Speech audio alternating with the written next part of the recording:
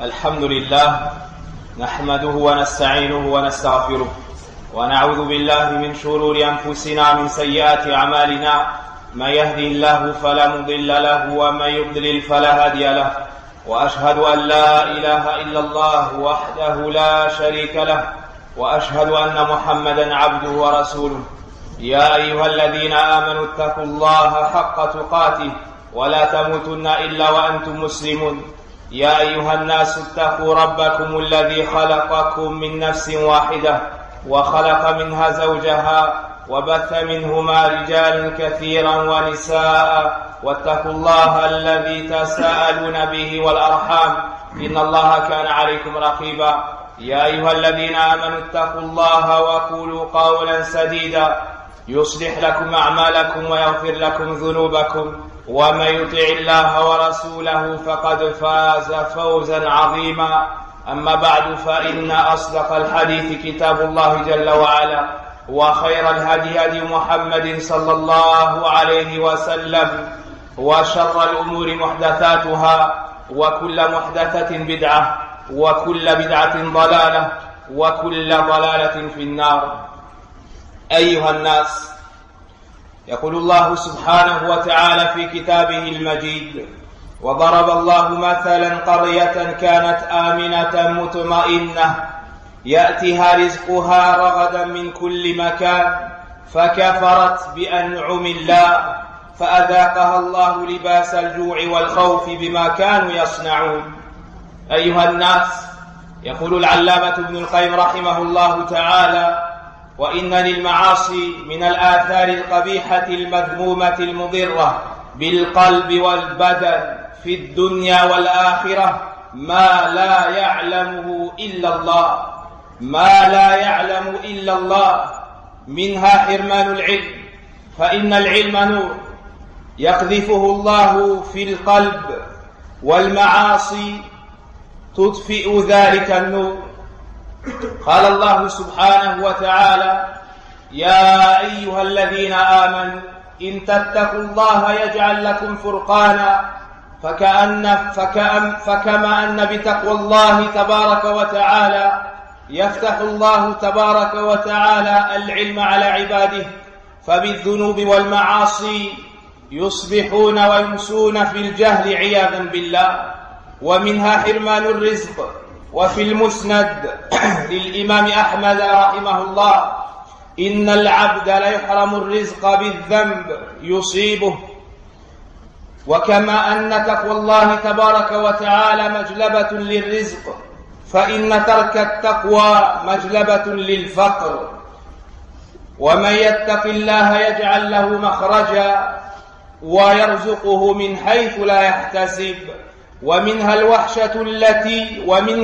وحشة يجدها العاصي في قلبه بينه وبين الله تعالى لا توازنها لذة أصلا، ولو اجتمعت له لذات الدنيا بأسرها لم تفي بتلك الوحشة.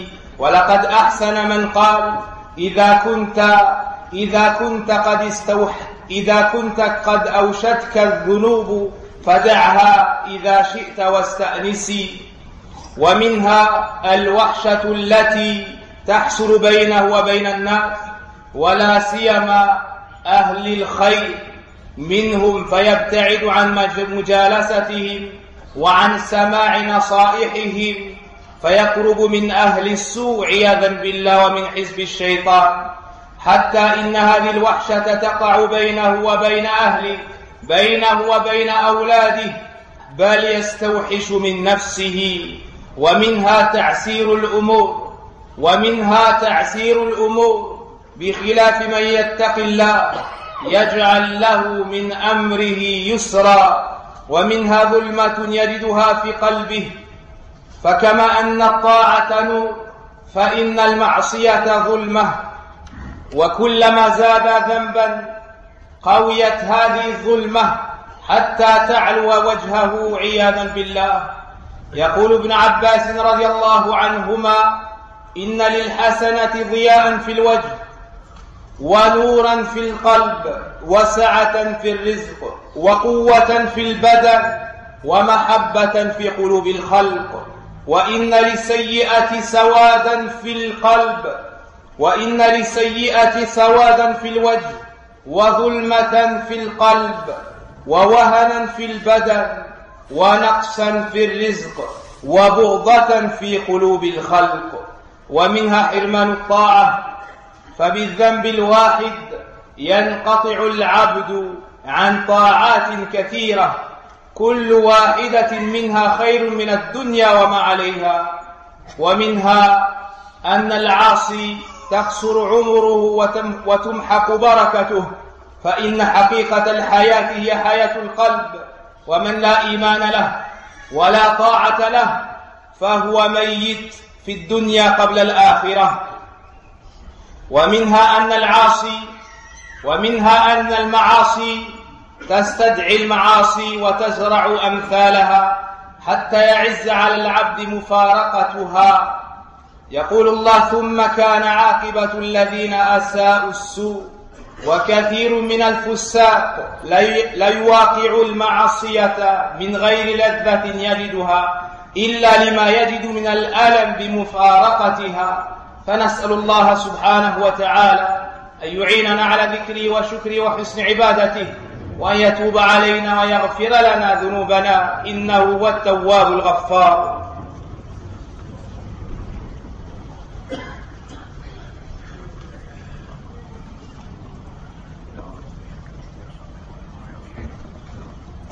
الحمد لله رب العالمين، والعاقبة للمتقين ولا عدوان إلا على الظالمين، وأشهد أن لا إله إلا الله وحده لا شريك له، إله الأولين والآخرين، وأشهد أن محمدا عبده ورسوله الناصح الأمين.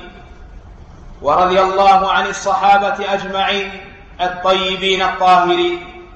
وبعد، Allah subhanahu wa ta'ala nous montre dans le Coran, et il cite en parabole, une contrée, une cité qui vivait dans la tranquillité, apaisée sereinement, et leur subsistance leur venait chaque jour de toutes parts. Puis ils se sont montrés ingrats envers ses bienfaits, ils ont désobéi à Allah subhanahu wa ta'ala. Alors Allah tabaraka wa ta'ala les a rétribués en fonction de leurs actions, c'est-à-dire qu'on leur a enlevé ses bienfaits. Ils ont goûté à la faim, à la peur, à la crainte, et cela en rétribution devant ce qu'ils œuvraient. Les péchés, comme le dit le grand savant Ibn al-Qayyim rahimahullah ta'ala dans son livre Ad-Da' wa Ad-Dawa, la maladie et les remèdes, ont des effets qui sont très mauvais, qui sont très nocifs et destructeurs sur le cœur, le corps de la personne, que ce soit dans ce bas monde ou de l'au-delà, ou dans l'au-delà. Et ces effets sont destructeurs à un point que seul Allah connaît. Parmi ces effets, la privatisation de la science. Celui qui reste dans les péchés, Allah ôte sa science et enlève la bénédiction de ses connaissances passées. Car certes la science est une lumière qu'Allah met dans le cœur de ses serviteurs. Et les péchés éteignent cette lumière qu'il y a dans le cœur des serviteurs. Et tout comme la piété est une cause pour obtenir la science, le fait de délaisser la piété est une cause pour tomber dans l'ignorance. Car Allah nous dit dans son livre, sur la traduction des sens de ce verset: ô vous qui avez cru, si vous craignez Allah, il vous accordera le discernement. Deuxièmement, la privatisation de la subsistance et des richesses. Le fait de commettre des péchés, ça amène la pauvreté, ça fait disparaître les bienfaits, ça fait disparaître la richesse. Et dans le recueil de l'imam Ahmed, le prophète alayhi salatu wassalam nous dit: certes, le serviteur se voit privé de subsistance suite à un péché qu'il commet, et tout comme la crainte d'Allah apporte la subsistance, celui qui délaisse la piété se trouvera dans la pauvreté. Aussi, parmi les effets des péchés, il y a la solitude que le serviteur ressent dans son cœur, même s'il est entouré d'un grand nombre de personnes. Une solitude et un clivage qu'il trouve entre lui et son Seigneur Allah subhanahu wa ta'ala. Ça lui procure un mal tel que si on lui réunissait tous les bienfaits et tous les délices et les plaisirs de ce bas monde, ça ne serait pas suffisant à combler ce mal et ce vide qu'il trouve à l'intérieur de son cœur. Et quatrièmement, la solitude et la disparité qu'il y aura entre lui et les serviteurs d'Allah, particulièrement les personnes pieuses et les gens de science. En faisant des péchés, il s'éloignera de leurs assises, il s'éloignera de leurs paroles et de leurs conseils, et plus il s'éloignera d'eux, plus il se rapprochera du parti du diable, et plus les personnes dépravées et égarées pourront s'accaparer sa personne et l'utiliser dans le mal et le péché, la désobéissance d'Allah subhanahu wa ta'ala. Il se sentira tellement mal qu'il ressentira cette solitude même au sein de son foyer, de ses proches, sa famille et ses enfants, au point qu'il ne supportera même plus sa propre personne. Iyadan billah. Parmi les effets des péchés, il y a la difficulté dans tout ce qu'on entreprend, la difficulté dans toutes les affaires. Contrairement à celui qui craint Allah, Allah lui facilite toutes ses affaires, comme il nous le cite dans Surat Al-Talaq. Aussi, parmi les effets des péchés, il y a les ténèbres dans lesquelles sont plongés son cœur, des ténèbres tellement profondes que la personne voit cette noirceur grandir sur son corps, habiter son cœur, puis grandir sur son corps, jusqu'à couvrir entièrement son visage, à un point tel que les gens à l'extérieur remarquent la noirceur de son visage dû à ses nombreux péchés. Abdullah ibn Abbas radiallahu anhuma nous dit: certes, les bonnes actions font resplendir le visage, sont une lumière dans le cœur, ça élargit la subsistance de la personne, ça lui donne une force dans son corps, et les gens l'aiment, ça lui procure l'amour des serviteurs. Quant aux péchés, ils sont certes une noirceur dans le cœur, des ténèbres sur le visage, un affaiblissement du corps et une diminution de la subsistance, et une inimitié, une haine dans le cœur des serviteurs. Parmi les effets destructeurs des péchés, il y a également le fait de se voir privé de l'obéissance et de l'adoration d'Allah. C'est-à-dire que lorsque le serviteur commet un péché, il n'arrive plus à faire de bonnes actions et il trouve de la paresse et de la difficulté à se lever pour faire de bonnes actions. Ainsi, en commettant un péché, il se voit privé d'une multitude de bonnes actions. Une seule d'entre elles est meilleure que ce bas monde et tout ce qu'il renferme. Parmi les effets des péchés, il y a également la diminution de l'âge et de la vie.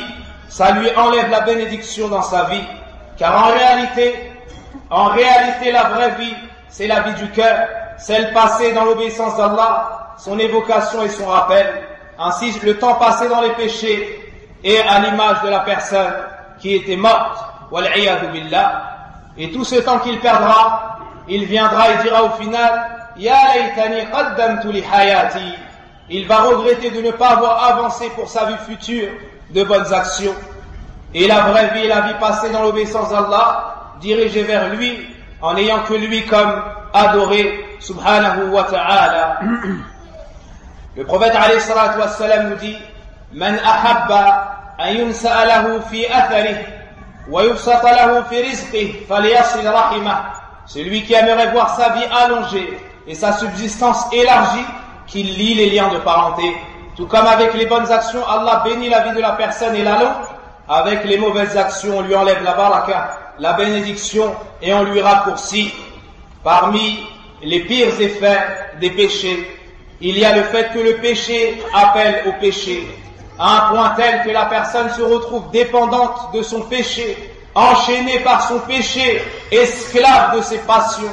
Il n'arrive plus à en sortir. Et lorsqu'il s'en éloigne, il ressent un manque et il se voit torturé par le péché. Il a souffert pour l'atteindre, il était torturé pour l'atteindre. Puis il l'a atteint et il se voit torturé car il a peur de s'en séparer.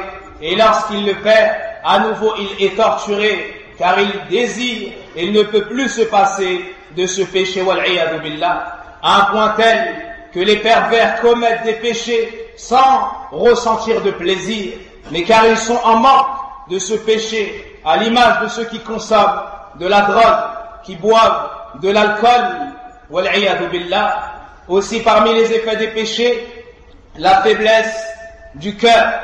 La faiblesse du cœur, il ne trouve plus de force pour se diriger vers Allah, pour se repentir. Dans un premier temps, il regrette le péché. Il souhaite délaisser ce péché. Mais plus il commet des péchés, plus le temps passe, plus il s'éloigne de la honte et de l'avilissement des péchés, à un point tel que son cœur réclame le péché. Et il ne trouve plus de force pour se lever et se diriger vers le repentir d'Allah. Et tu le trouveras que dire astaghfirullah avec sa langue, mais rester dans les péchés, wal'iyadu billah. Parmi les effets des péchés, il y a le fait que la honte sorte du cœur. La personne commet des péchés et elle n'a plus honte. Elle n'a plus honte du regard d'Allah.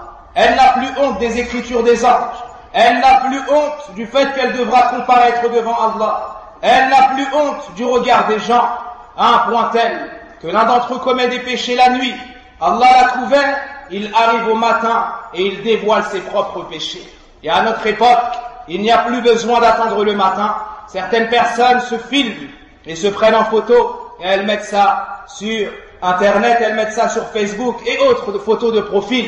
Elles font des péchés et se dévoilent elles-mêmes, wal'iyadu billah, car elles ont eu cette punition due au péché, le fait de ne plus avoir honte de commettre le péché et de ne plus ressentir qu'Allah nous surveille, que les anges inscrivent tout ce qui est fait et que le livre sera présenté yawm al-qiyamah, et au final que les gens voient ce péché. Il n'a plus honte. Il n'a plus honte. Et le prophète alayhi salatu wassalam nous dit: toute ma communauté pourra aspirer au pardon, sauf ceux qui font les péchés en public. Sauf ceux qui font les péchés en public. Et fait partie du fait de faire les péchés en public, le péché commis en privé. Puis la personne arrive au matin et elle dit aux gens: oh un tel, j'ai fait telle chose et telle chose. Oh un tel, j'ai fait telle chose et telle chose. Il se dévoile lui-même alors qu'il avait passé la nuit couvert par son Seigneur, rapporté par l'imam Muslim rahimahullah ta'ala. Donc le péché devient minime dans ses yeux. Et plus il devient minime dans ses yeux, plus il devient grave chez Allah subhanahu wa ta'ala. Car il ne faut pas regarder la taille du péché, il faut penser à la grandeur de celui auquel tu désobéis. Et Abdullah bin Mas'ud radiallahu anhu disait: certes le croyant voit ses péchés comme une montagne qui se trouve à sa tête, comme une montagne qui se trouve à sa tête, ou devant laquelle il se trouve au pied, il a peur qu'elle s'écroule sur lui. Le croyant voit ses péchés comme une montagne et il redoute qu'elle s'écroule sur lui. Quant au pervers, il voit ses péchés comme une mouche qui est venue sur son nez et il lui a fait ainsi, elle s'est envolée.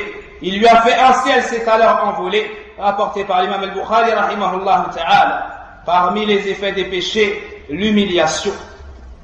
L'humiliation, la personne se voit avilie et celui qu'Allah avilie, tu ne trouveras personne pour l'honorer. وَمَنْ يُهِنِ اللَّهُ فَمَا لَهُ مِنْ مُكْرِمٍ, comme Allah nous dit dans son livre. Et la suprématie, la noblesse et l'élévation ne se trouvent que dans l'obéissance d'Allah subhanahu wa ta'ala. Man kana yuridu al-'izza falillahi al-'izzatu jami'a. Et Omar ibn Khattab radiyallahu anhu disait: nahnu qawm a'azzana Allah bil islam. Nous sommes un peuple qu'Allah a anobli de par l'islam. Celui donc qui recherche la noblesse dans autre chose se retrouvera avili. Al-Hasan al-Basri rahimahullah ta'ala disait: inna dhulla al-ma'siyah la yufariqu qulubahum. Certes, l'humiliation du péché ne se sépare pas de leur cœur, c'est-à-dire du cœur des pervers. Aballah illa an yudhilla man asa, illa an yudhilla man asa. Celui qui désobéit à Allah, Allah a décidé qu'il vivra humilié. Et Abdullah ibn Mubarak rahimahullah ta'ala disait: j'ai vu que les péchés causaient la mort des cœurs et que ça pouvait entraîner l'humiliation si on ne s'en séparait pas, et le délaissement des péchés dans cela lié à la vie des cœurs, et c'est meilleur pour toi de t'en séparer. Ra'aytu dhunuba tumitu al-quluba. J'ai vu que les péchés faisaient mourir les cœurs. Wa qad yurithu dhulla idmanuha wa tarku dhunubi hayatu al-qulubi wa khayrun li nafsika 'isyanuha. Allah dit dans le Coran: والذين كسبوا السيئات جزاء سيئة مثلها وَتَرْهَقُهُمْ ذِلَّةٌ. Allah Azza wa Jalla nous parle des pécheurs et nous informe que les touchera une humiliation, ils seront touchés d'une humiliation. Parmi les effets des péchés, le fait que ça affecte la raison saine de la personne. Sa raison est touchée, sa raison est pervertie, car la raison est éclairée par la lumière d'Allah subhanahu wa ta'ala, mais les péchés éteignent la droiture de cette raison. Et certains parmi les anciens disaient Ma'asallaha ahadun hatta riba aqluh. Personne ne désobéit à Allah si ce n'est après avoir perdu la raison. Car s'il avait toute sa raison, il se serait rendu compte avant de désobéir qu'Allah subhanahu wa ta'ala est son maître, qu'Allah subhanahu wa ta'ala le surveille et qu'il vit dans son royaume et qu'il sera amené à comparaître devant lui pour être jugé et que ses comptes seront faits. Les anges sont témoins de cela. Il y en a un à sa droite, un à sa gauche qui note. Il y a l'exhortation dans le Coran. Il y a l'exhortation lorsqu'il se rappelle la mort. Il y a une exhortation lorsqu'il se rappelle l'enfer. Et il y a l'exhortation qu'Allah a mis dans le cœur de chaque croyant. Malgré tout cela, il s'approche dans le péché. C'est qu'il a perdu la raison. C'est qu'il a perdu la raison. Parmi les effets des péchés, le fait que celui qui ne cesse pas voit son cœur scellé, il tombe ainsi du nombre, il fait alors partie du nombre des insouciants. Kalla bal rana ala qulubihim ma kanu yaksibun. Al-Hasan al-Basri disait wa dhanbu ba'da dhanb, c'est le péché qui est commis suite à un autre péché, ainsi son cœur devient aveugle. Parmi les effets des péchés, c'est que Allah subhanahu wa ta'ala oublie son serviteur, c'est-à-dire qu'il le délaisse, il l'abandonne. Et An-Nisyan est un attribut d'Allah subhanahu wa ta'ala, et An-Nisyan a deux sens. Le fait d'oublier par manque de science, par imperfection dans sa science, Allah en est exempté. Allah en est exempté. Allah n'oublie rien subhanahu wa ta'ala. Mais il y a un deuxième sens dans la langue arabe pour An-Nisyan, c'est At-Tark, c'est le délaissement. C'est le délaissement, ceci a été affirmé dans le Coran par Allah subhanahu wa ta'ala. Donc Allah azza wa jal abandonne ceux qui restent dans les péchés, délaisse et oublie ceux qui restent dans les péchés, et il les laisse, il les abandonne à leur shayatin et à leur propre personne. Ya ayyuhalladhina amanu ittaqullah wal tanzur nafsum ma qaddamat lighad wattaqullah innallaha khabirun bima ta'malun wa la takunu kalladhina nasullah فأنساهم أنفسهم أي أنساهم مصالحهم وما ينجيهم من عذابه وما توجب لهم الجنة وكمال لذتها. Allah Azza wa Jalla nous montre dans le Coran qu'il ne faut pas faire partie du nombre de ceux qui ont oublié Allah. Allah les a alors oubliés, c'est-à-dire qu'il leur a fait oublier ce qui était bien pour eux afin d'affranchir leur personne du feu et d'entrer au paradis où il y aura les plaisirs éternels.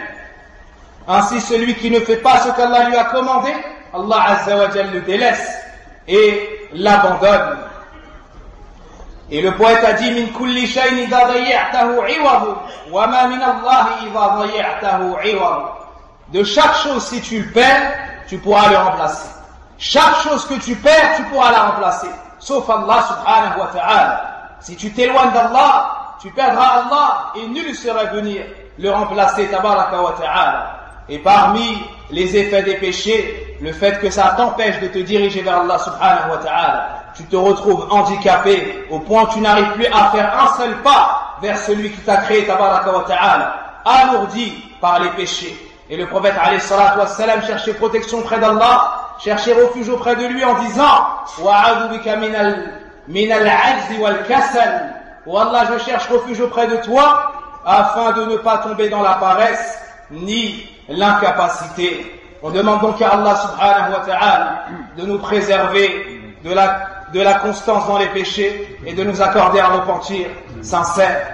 Il y a un cher père à nous qui est décédé il y a quelques jours. Monsieur Wafi rahimahullah ta'ala et c'était une personne pieuse qui ne manquait pas la prière en groupe. Il est de Bobigny et la salat janaza sera après le Jumu'ah à la grande mosquée de Bobigny. فنسأل الله سبحانه وتعالى يغفر له ويرحمه ويرفع درجاته في الجنة. Aussi, il y a la fille de notre frère Walid qui est malade. On demande à Allah Azza wa Jal de lui accorder la guérison, ainsi qu'aux croyants et aux croyantes. اللهم يا حي يا قيوم برحمتك نستغيث أصلح شأننا كله ولا تكلنا إلى أنفسنا طرفة عين. ربنا آتنا في الدنيا حسنة وفي الآخرة حسنة وقنا عذاب النار. اللهم اغفر لنا ذنوبنا وكفر عنا سيئاتنا وتوفنا مع الأبرار. Aussi, il y a le projet de la construction de la mosquée et il reste peu de temps avant le début des grosses œuvres. Donc on demande aux fidèles de donner de ce qu'Allah Azza wa Jalla leur a facilité. Mashkouran wa jazakumullahu khayran. Wa sallallahu wa barik ala nabina Muhammadin wa ala alihi wa sahbihi ajma'in. Subhanakallahumma wa bihamdik. Ashhadu an la ilaha illa anta astaghfiruka wa atubu ilayk.